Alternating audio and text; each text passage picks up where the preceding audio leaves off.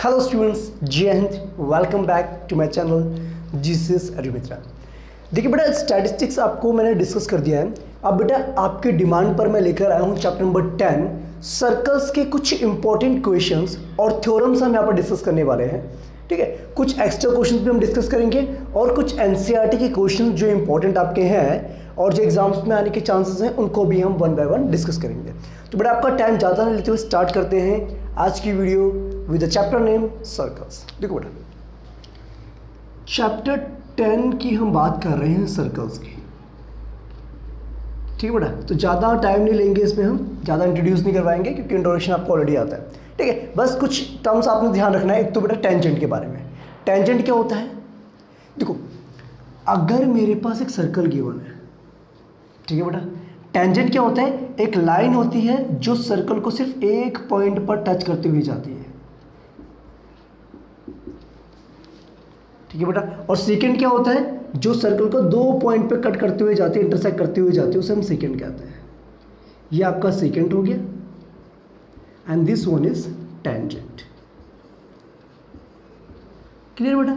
Okay, और आपको ये भी पता है कि एक सर्कल के ऊपर we can draw infinite number of tangents, क्योंकि आपको पता है बेटा सर्कल क्या है? कलेक्शन ऑफ पॉइंट्स होता है और बहुत सारे पॉइंट्स से कलेक्शन की वजह से मैं टेंजेंट यहाँ पर भी बना सकता हूँ, मैं टेंजेंट इस पॉइंट में बना सकता हूँ ऐसे करके। ठीक है, मैं टेंजेंट इस पॉइंट में बना सकता हूँ, मैं टेंजेंट इस पॉइंट में बना सकता हूँ। यानी कि इस तरीके से we can draw infinite number of tangents to a given circle. ठीक है बेटा, ये तो बात होगी टेंजेंट्स की। क्लियर? अब बात सुनो बेटा, अब एक क्वेश्चंस की जब बात करें तो बेटा आपको पता है 10.1 थ्योरम और 10.2 theorem both are very very important. ठीक है, स्पेशली 10.2 थ्योरम ज़्यादा इंपॉर्टेंट है। तो मैं आपको दोनों थ्योरम्स आपको एक्सप्लेन करूंगा one by one, so that आपको जो है समझ में आ जाए एक्चुअल में थ्योरम्स में करना क्या है। ठीक है बच्चे? ओके, क्लियर बेटा? ओके, और आपको ये भी पता है बेटा, अगर हम सर्कल की बात कर रहे हैं, सर्कल की बात कर रहे हैं, ठीक है, तो आपको पता है ये जो सर्कल को जो दो पॉइंट्स पर कट करती है लाइन सेगमेंट, उसे हम कोड कहते हैं। तो पता ही है आपको। ठीक है, सेंटर से लेकर सर्कल तक का जो डिस्टेंस होता है सर्कल की बाउंड्री तक, उसे हम रेडियस कहते हैं और रेडियस के डबल को हम डायमीटर कहते हैं। ठीक है बेटा? ओके, ये तो कुछ नहीं था, सिंपल सी बात थी। अब बेटा बात करते हैं हम थ्योरम नंबर 10.1। ठीक है, चलिए। ओके बेटा, तो स्टार्ट करते हैं बेटा revision with the theorems.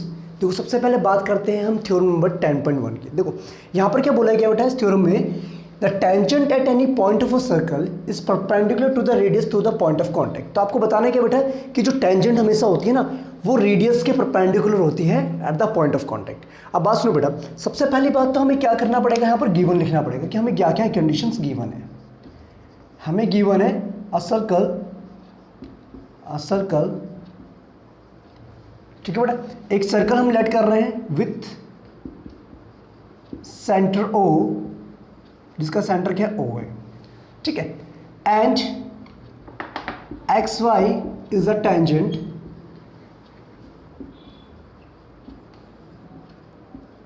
Eight point M। ठीक है बेटा, बात समझ में आ गई। और एक और चीज बेटा यहां पर क्या है? And OM is the radius of given circle।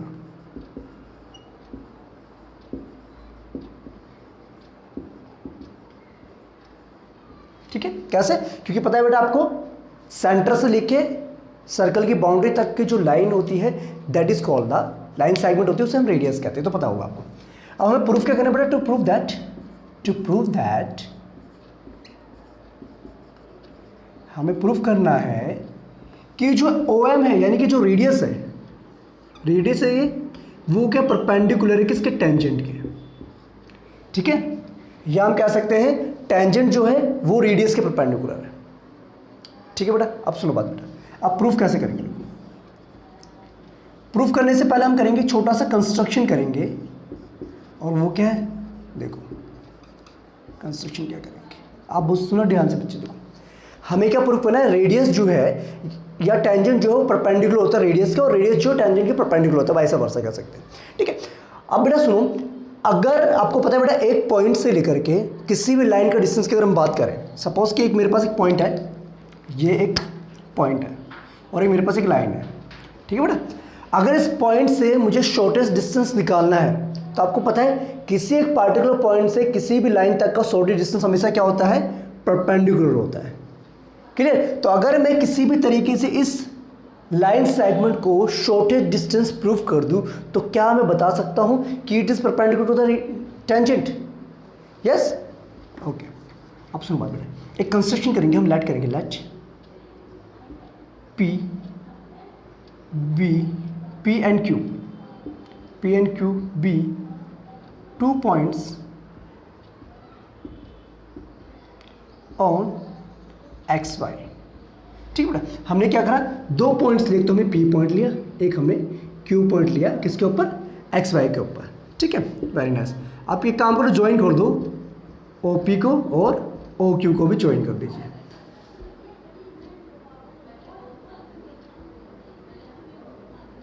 Done बेटा, हमने OP को भी ज्वाइन कर दिया और OQ को भी ज्वाइन कर दिया। अब हम लेट कर दे बेटा, यहाँ पर जो पॉइंट है ना, ये है आपका P डैश और ये आपका है Q डैश, ठीक। अब सुनो बात बेटा, अब आते सीधा बात प्रूफ पे।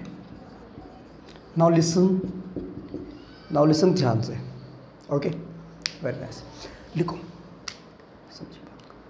अब मेरी बात सुनिए बेटा, देखो सेंटर से लेकर सर्कल की बाउंड्री के ऊपर जो भी पॉइंट आता है वहां तक के डिस्टेंस को हम क्या कहते हैं, रेडियस कहते हैं। तो आपको पता है, देखो बेटा, सिंस वी नो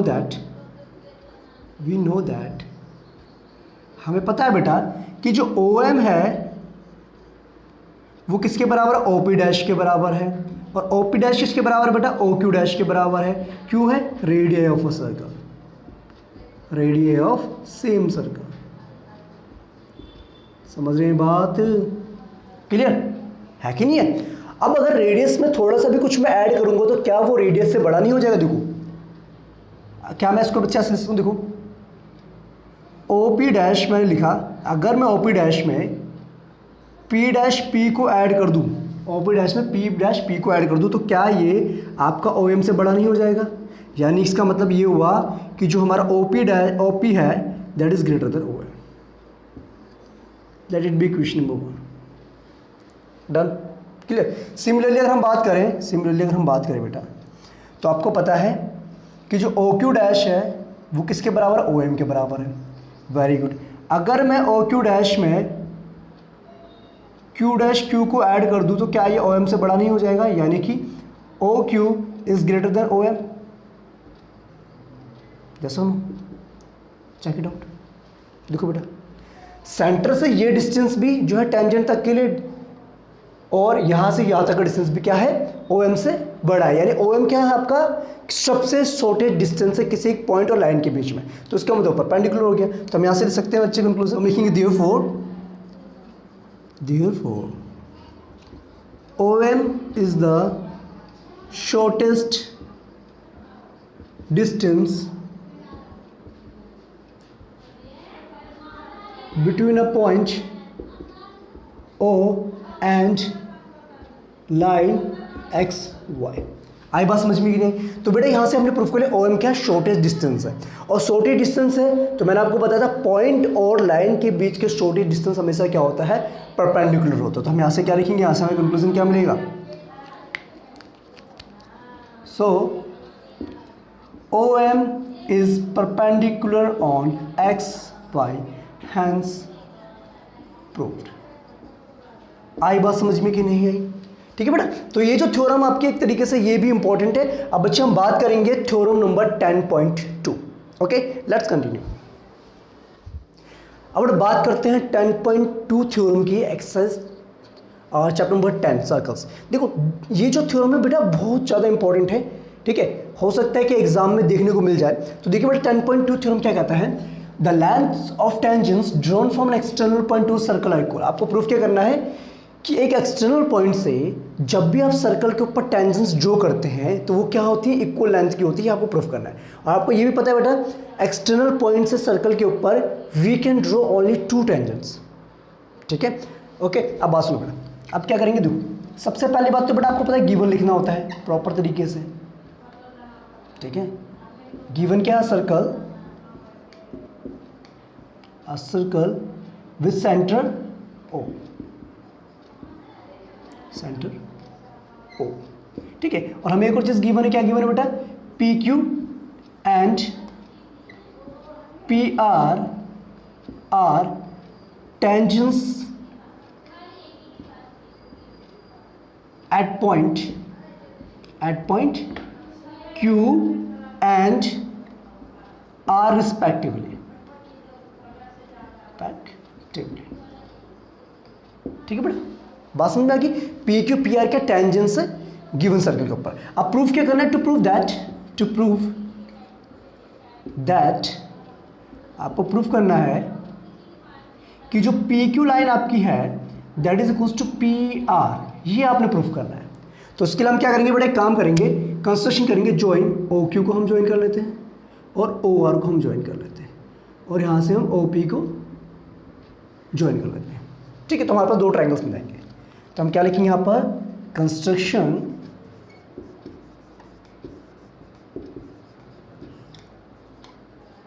ठीक है। तो क्या लिखना है कंस्ट्रक्शन में आपने, join O Q O R and O P को आपने ज्वाइन कर देना है। कर लिया बेटा आपने ज्वाइन पॉइंट्स को, वेरी नाइस। अब आते सीधा प्रूफ पे। आप सुनो बेटा, ध्यान से समझेंगे इस बात को। देखो सुनो बेटा, आपको पता है, वी नो दैट, हमें पता है, we know that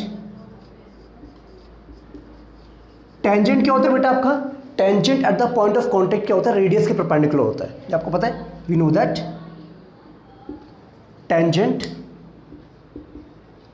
tangents are perpendicular to the radius at the point of contact। ये आपने पढ़ा था बेटा, आपने 10.1 थ्योरम में हमने पढ़ा था। तो इसका मतलब ये हुआ कि जो हमारा OQ है वो हमारा PQ के परपेंडिकुलर है, ठीक है। और दूसरी बात, हमारा जो OR है that is also perpendicular on PR, ठीक। तो इसका मतलब ये जो हमारा एंगल आपका है PQ equals to 90 degree and angle जो हमारा है PRO that is also equals to 90 degree, ठीक है। अब देखो बेटा, in triangle POQ and triangle POR, देखो आपको पता है बेटा, जब हमने देखा इन दोनों ट्राइंगल्स में तो आपको पता है OQ जो है वो किसके बराबर है, OR के बराबर है, radius of same circle. Same circle क्या है, रेडियस है, दोनों रेडियस है, ठीक है बेटा। और दूसरी बात क्या बेटा, जो OP आपका है वो OP के बराबर हो गया, कॉमन हो गया,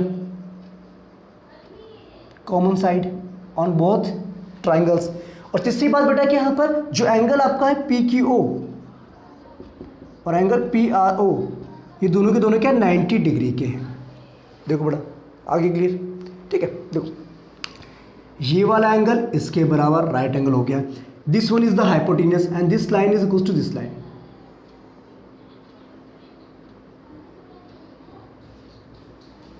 तो क्या होगा, RHS यानी कि राइट एंगल हाइपोटेन्यूस साइड से दोनों ट्राइंगल कॉन्ग्रुएंट हो गए और CPCD से PQ और PR आपस में इक्वल हो जाएगा। Hence proved. आई बात समझ में कि नहीं? तो हम क्या लिखेंगे, therefore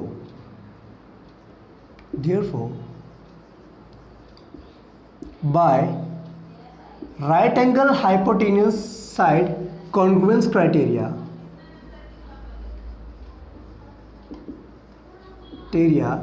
ट्राइंगल जो हमारा है POQ वो किसके कॉन्ग्रुएंट हो जाएगा, ट्राइंगल POR के, ठीक है। तो हम लिखेंगे बाय CPCD जो हमारी साइड आपकी है PQ और PR, ये क्या हो जाएंगे, आपस में इक्वल हो जाएंगे। चेक कीजिए बेटा, ठीक है। और यही हमें प्रूफ करना था, हैंस प्रूव्ड। आई बात समझ में कि नहीं आई? ओके बेटा, तो ये थी आपके 10.2 थ्योरम, इतनी डिफिकल्ट नहीं है। अगर कोई क्वेरी होती है तो कमेंट करके जरूर बताए बेटा। आई बात समझ में कि नहीं आई? ठीक है। एक बात और बेटा, तो यहाँ से कंक्लूजन एक और चीज़ मिलती है। देखो CPCD से तो हमने प्रूफ कर दिया टेंजेंट्स आपस में इक्वल है, ठीक है।